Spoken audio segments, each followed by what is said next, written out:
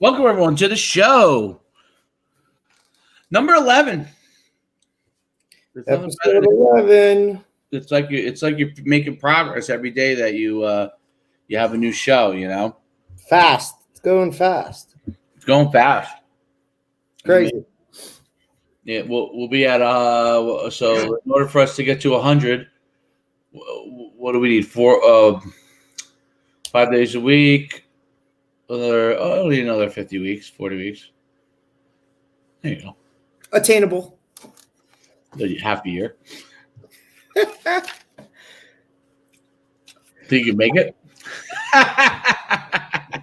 Think you can make it? That's probably a better question. You're right. I guess we'll find out. Well, the key will be when college football ends. Yes. We just go right into recruiting. That's no problem.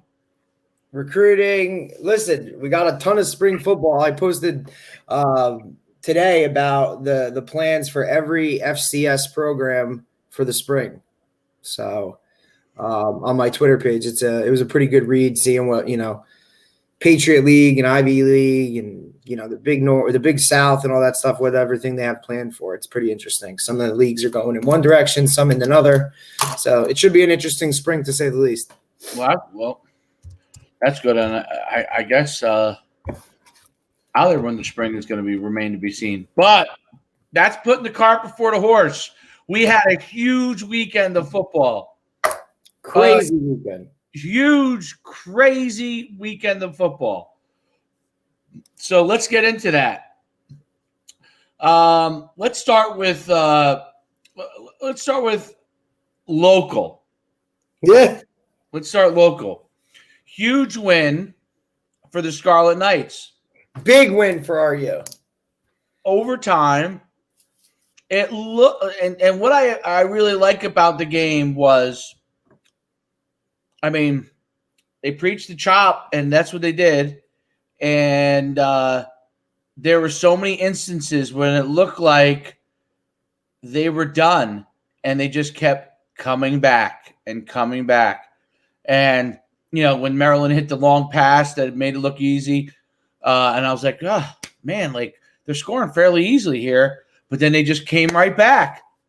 And it's a tribute to what they're doing. They're on the way there. As they get more and more players in, they will get there. That you can begin to see. The next question becomes, how long do they keep Coach Gleason before someone snatches him up? So, because offensively, it's interesting, because I wouldn't say that they have a true identity offensively, but they basically just use the personnel they have to the best of the ability, which is one of the things that's the big thing in college, and one of the things that I think is really great about offenses now is you're seeing a trend more on package-based programming than it is system-based programming. So what I mean is, let's say a group of players are in, we're running these 5 or 6 plays between runs, passes, play action, screen, RPOs. These are the 5 or 6 plays we run when these people are in. And then you have set-based packaging where we're in this set, and this is what we're going to do. These are the 4 or 5 plays. And it becomes very difficult. And you see it with Alabama, they do the same thing. And so you're kind of, every time a new group comes in or a new set comes in, and you have to be prepared for that. And I think Rutgers did a pretty good job of that with the quarterback going down early on, and playing both Arthur and Johnny Langan.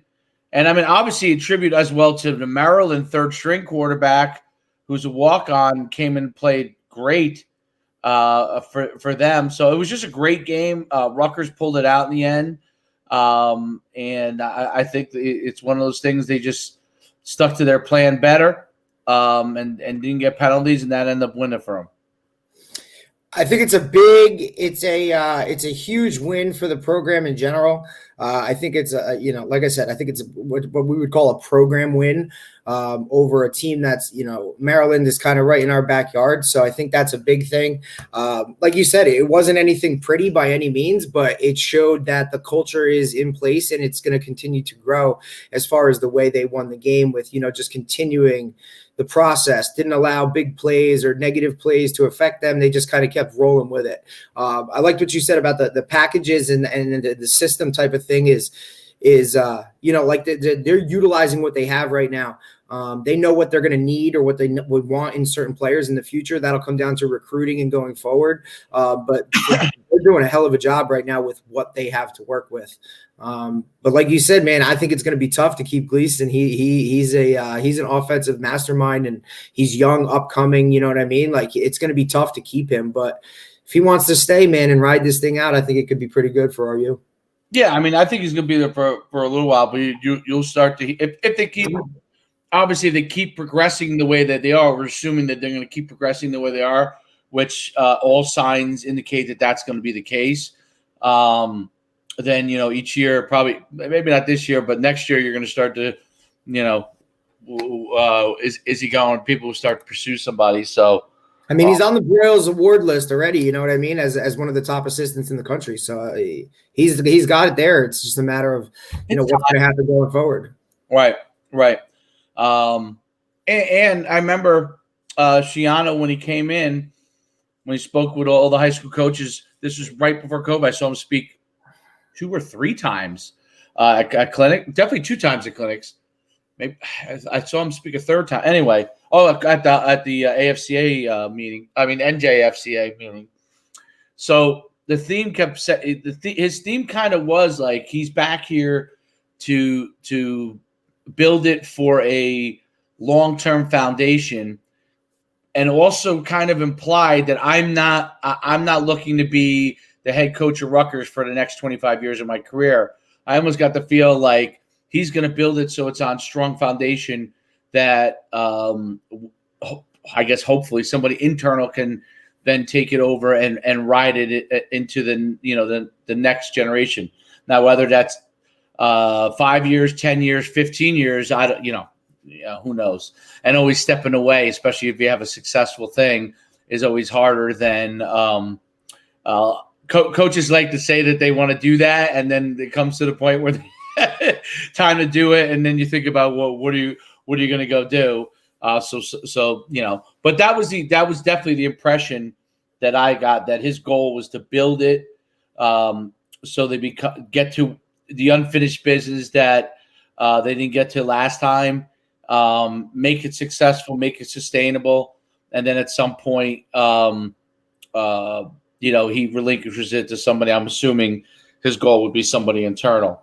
But yeah, so I thought that was interesting, and I could see, what I love is the enthusiasm, the passion, the willing to, he's like a kid in a candy store. When they win a game, like that's, when you win a game, that's how you should feel no matter what your record is, because, right. And as a head coach, as assistants should all feel that way, but as the head coach, you got to feel that way, because winning is precious, and that's part of the joy of coaching. So. I mean, this is definitely one time where we're going to be obviously in pretty much full agreement. But it was a great game to watch. It was actually a great game. Like, you see, Maryland has